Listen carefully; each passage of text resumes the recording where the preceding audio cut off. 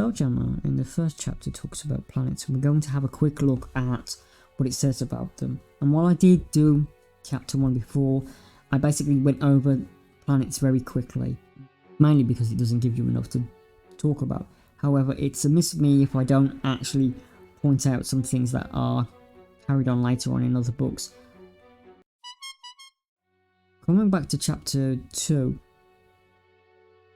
SpellJammer ships need to land or need to have a landing wand in order to land on a planet that doesn't A, have water if it's a water-based ship, or B, isn't a SpellJammer port if it isn't. So, you either have a landing wand or a vessel specially built to land that goes off the main vessel. However, saying that, you do need to replenish air on a ship, so that's why often ports are used to do this. Right, so it mentions that there are life on other planets. So basically, it goes on about how elves are the same the galaxy over. Now, I object to that simply because of the elven fleet that's mentioned in SpellJammer itself. The elven fleet is far more powerful than the elves in, say, Evermeet or Sylvasti in Greyhawk. The elven fleet is probably the premier player in the setting, and it just says, oh, elves can fit in anywhere. They certainly can't. A militaristic elf from the elven fleet would have a hard time fitting in most elven societies, so maybe Drow.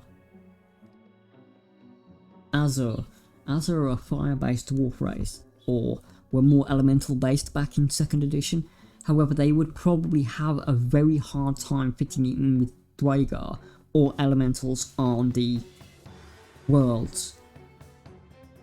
Azur and SpellJammer tend to be less rah-rah Dwagar and more, well, we can use this opportunity to make us a bit of money and be a bit piratey at the same time. They're not evil, but evil people, they are opportunists. It mentions monsters per world type. For example, it says use various monster manuals for earth type realms. It says use various fiend folios for the fire worlds, and it mentions air worlds with aerial based races that you might find in other supplements. It is trying to make a DM's life easier, but it's also restraining a DM's originality by allowing them to think out of the box. Again, water type, it goes on about water creatures, use more water creatures. While that's fine, it is very stereotypical and it is taking away DM's creativity. And it does mention links to various elemental planes. These are, in my mind, far more important than just saying put air creatures here, put water creatures there. Links to elemental planes provides you to jump from the SpellJammer setting into the Planescape setting quite easily. Remember, the City of Doors has doors everywhere, and that certainly does include this one. Monster appearances. Again, it tells you to be restrictive by type. Please only consider those suggestions and don't take them as commandments.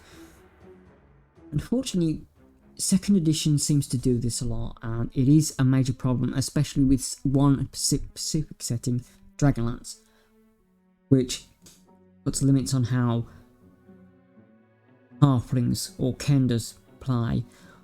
And, for example, the Dragonmen race of Dragonlance are evil, whereas Dragonfolk whereas Dragonborn are more, well, there can be any alignment in other D&Ds, especially 5th and 4th edition as well. You get your Tieflings and your Asimir more present in 4th and 5th, especially Tieflings in 4th and 5th, whereas in earlier editions they really only appeared in Planescape. Again, you can link them to various elemental planes, as well as Demon Lords. Doing this by type, or just doing this by anything. Sky's the limit with planets, to be honest. And the book is trying to shoehorn races into specific boxes, and I think that's a shame. And that's one of my big criticisms about the setting. Okay, so that's basically my points on worlds for the setting. There are specific worlds which I'll cover in various books and boxes and supplements for 2nd edition, and I'll come to those. The third one is the third chapter that I would do in my 5th video is about races. Now, there are lots of races, but have very tiny amounts of text. So what I'm going to do is I'm going to try and do several in one video, but if I do all in one video, it'll run too long. So what I'll do is I'll try and do 3 or 4 races per video, starting with A, basically, and then going down alphabetically. I'll try and find all of them, but it is possible I might miss one, considering they're all over the place in the various books and publications. So bear with me if I do miss one and I have to come back to it. Thank you everyone for your time. I hope you had a good time. But in this video, probably less detailed than some would want, and more detailed than some others would want. So thank you very much for watching. Take care of yourselves, and bye bye.